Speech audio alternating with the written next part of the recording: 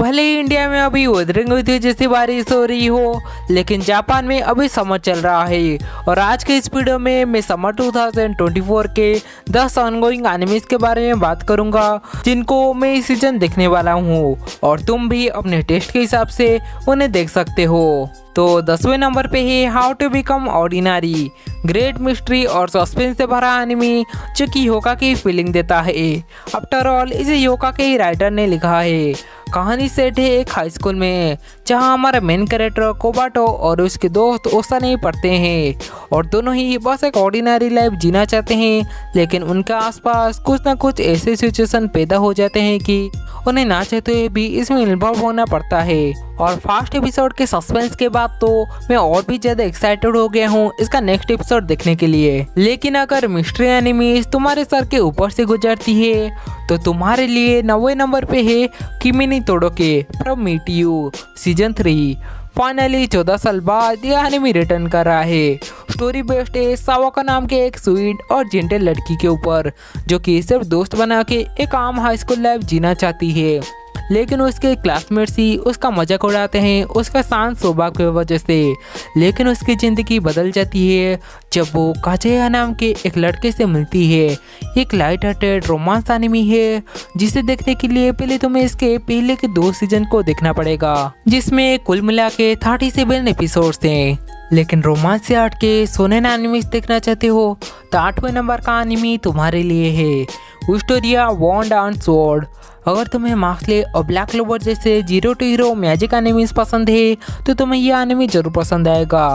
Story well नाम के एक लड़के के ऊपर है जो कि अपने एक चाइल्डहुड फ्रेंड को वादा किया था कि वो विज़ार्ड टावर के टॉप पे जाके पहुंचेगा, लेकिन उसको तो सिंपल सा मैजिक भी कास्ट करना नहीं आता है।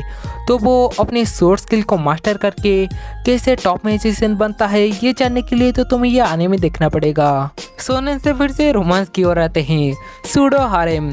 जनरल हारेम एनिमेस में एक लड़का और 2-4 लड़की होते हैं, लेकिन इसमें हमारी मेन फीमेल लीड रिन की अलग अलग पर्सनैलिटी को दिखाया गया है क्योंकि वो एक एक्सेलेंट ड्रामा क्वीन है। तो वो उसके स्कूल के ड्रामा क्लब में शामिल हो जाती है जहाँ उसको उसके सेंपाई इजी के ताहमा मिलता है जो कि बस पॉपुलर होना चाहता है। तो रिन डिफरेंट लड़कियों का एक्टिंग करके इजी को अपना एक नकली हारेम बना के देती है, इसलिए इस सीरीज का नाम सूडो हारेम है। पर्सनली मैं तो सिर्फ रिन की क्यूटनेस की वजह से ये सीरीज देख रहा हूँ। लेकिन रोमांस कॉमेडी से हटकर अगर सीरियस ड्रामा और डीप स्लो पेसिंग एनिमे देखना है तो नंबर 6 पे है days with my step sister, जिसमें हमारा मेन कैरेक्टर यूता नहीं ये जेजेके वाला नहीं, ये अलग है।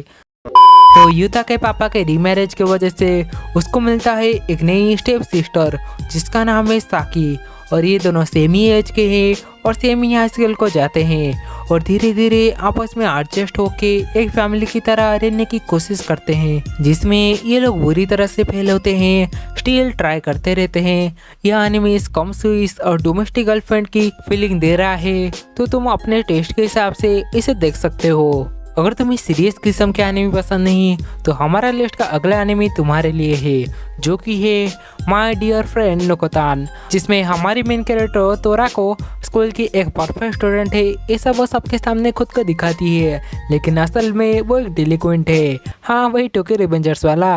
लेकिन उसके स्कूल में एक नई ट्रांसफर स्टूडेंट आती है जिसका नाम है नोकोतान, और भगवान जाने वो इंसान है या जानवर जो कि समहाउ तोराको की सीक्रेट जानती है। तो इन दोनों के बीच की कॉमेडी देखने में तुम्हें बड़ा मजा आएगा। साथ ही इस एनिमेट किया है यूटिक स्टूडियो विट ने। वैसे वो स्टूडियो से याद आया हमारा अगला एनिमे जिसको भी वो स्टूडियो ही एनिमेट कर रहा है, जिसका नाम है सुसाइड स्क्वाड इसेकाई, जो कि एक एनिमे वर्जन है डीसी के फेमस सुसाइड स्क्वाड मूवी का, जिसमें हार्ली क्विन और बाकी के डीसी क्रिमिनल्स रीइनकार्नेट हो जाते हैं एक दूसरे वर्ल्ड में जहां उनका सामना गॉब्लिन्स, मॉन्स्टर्स और ऑर्क्स से होता है। ये एक फैंटेसी और इसेकाई जॉनर का एनिमे है जिसमें सिर्फ 10 ही एपिसोड्स हैं। अब नंबर 3 पे आती है एक और new rom-com anime Alia sometimes sides of feeling in Russian. Alia जो कि हाफ रशियन और हाफ जापानीज लड़की है, जिस वजह से वो क्लास की सबसे पॉपुलर लड़की बन जाती है, लेकिन वो किसी को भाव नहीं देती है सिवाय एक लड़की को छोड़ के जिसका नाम है मासाचिका, और आलिया उसको रशियन में बीच बीच में टीच करती रहती है। लेकिन ट्विस्ट तो ये है कि हमारे लौंडे को रसियन आती है और मुझसे मुझ पूछना उसने रसियन कहाँ से सीखी। लेकिन ये एक 12 एपिसोड का हाई स्कूल रोमांस एनिमे है जो कि तुम्हें जरूर पसंद आएगा। अब नंबर 2 पे आता है एक बहुत ही पॉपुलर मानवा का anime adaptation tower of God, जो कि कुछ लोगों के टावर के ऊपर चढ़ने की कहानी है। नहीं, ये इलेक्ट्रिशियन नहीं है। टावर के टॉप पे चढ़ने के बाद टावर तुम्हें सब कुछ देता है, पैसा, शोहरत, सत्ता, सब कुछ।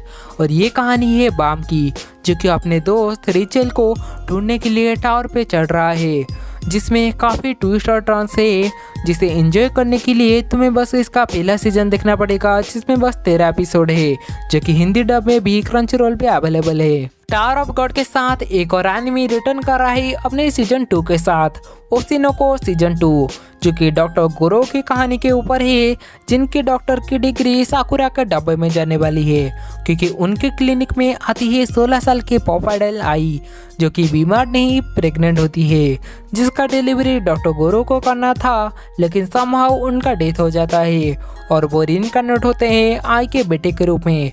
और आगे क्या होता है वो जानने के लिए तो तुम्हें ये एनिमे देखना पड़ेगा, जिसमें सिर्फ 11 एपिसोड थे। तो दोस्तों, ये थे 10 एनिमे जो कि इस सीजन में देखने वाला हूँ और मैंने इन्हें तुम्हें भी रिकमेंड कर दिया है। और तुम इस सीजन कौन कौन से एनिमे देखने वाले हो मुझे कमेंट में ज़रूर बताना। तब तक मैं जाता हूँ अपने एनिमेज की दुनिया में।